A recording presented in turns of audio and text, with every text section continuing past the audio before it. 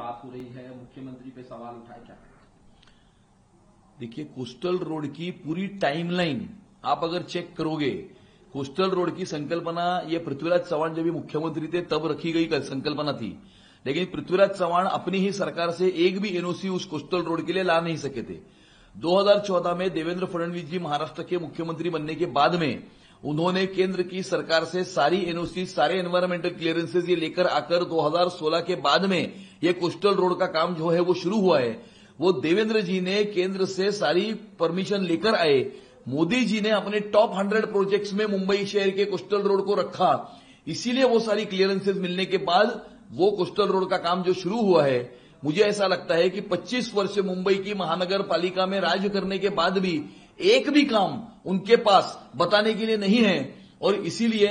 दूसरों ने किए हुए काम को बताने की कोशिश आदित्य ठाकरे और उद्धव ठाकरे कर रहे हैं। लेकिन आप आधी रात भी अगर मुंबईकरों को जगाओगे और पूछोगे कि अटल सेतु किसने किया, कोस्टल रोड किसने किया, मुंबई में मेट्रो किसने लाई, मुंबई में सीसीटीवी कैमरा किसने लगाए, या वर्ली के बीडीडी चाल में रहने वाले मराठी आदमी को 560 फुट का घर किसने दिया, तो मुंबईकर आधी नींद में से जागकर भी ये कहेंगे कि ये भारतीय जनता पार्टी ने किया, ये महायुति ने किया, ये महाराष्ट्र के मुख्यमंत्री देवेंद्र फडणवीस जी ने किया। जोरान ममदानी ने लेटर लिखा उमर खालिद के लिए, और जिस तरह से सर्जिल इमाम और उमर खालिद की बेल रिजेक्ट हुई, क्या? जोराम ममदानी ने उमर खालिद, जिसने भारत तेरे टुकड़े होंगे इंशाअल्लाह इंशाअल्लाह इस प्रकार की घोषणाएं दी थी, उसके प्रति सहानुभूति जो है वो व्यक्त की है। और आज सुबह ही कांग्रेस के एमएलए असलम शेख ने यह कहा है कि जोराम ममदानी जैसा मेयर ये मुंबई में होना चाहिए। ये असलम शेख उद्धव ठाकरे की सरकार में उनके साथ में मुंबई शहर के पालक मंत्री थे, उनके कंधे से कंधा मिलाकर वो काम करते थे उस महाविकास आघाड़ी की सरकार में। ये एक अंतर्राष्ट्रीय स्तर का एक षड्यंत्र है, जहां पर दुनिया के कुछ शहरों का रंग बदलने का प्रयास कुछ जिहादी फंडामेंटलिस्ट रेडिकल ताकतें जो है वो कर रही है, और उसी षड्यंत्र के तहत असलम शेख और उद्धव ठाकरे इस षड्यंत्र के भागीदार है। और इसीलिए वो जोराम ममदानी जैसा महापौर मुंबई में होना चाहिए, इस प्रकार का वक्तव्य जो है वो असलम शेख ने किया है। और उद्धव ठाकरे ने भी पाकिस्तान जिंदाबाद की नारे देने वाले रशीद मामू को अपनी पार्टी में प्रवेश दिया, मॉलेस्टेशन का आरोप वाले चंगेज मुल्तानी को अपनी पार्टी में प्रवेश दिया, इकबाल मूसा उर्फ बाबा चौहान नाम के बम विस्फोट के आरोपियों ने इनके उम्मीदवार का प्रचार किया था, और इनकी प्रचार रैली में पाकिस्तान के झंडे फहराए गए थे। इसी का यह मतलब होता है कि मुंबई शहर का रंग बदलने का प्रयास करने का एक अंतर्राष्ट्रीय स्तर का एक षड्यंत्र शुरू है, और उद्धव मामू इस षड्यंत्र के भागीदार है। सर, जिस तरह से बांग्लादेश में हिंदुओं पे हमले हो रहे हैं और माइनॉरिटीज, क्या करना चाहिए?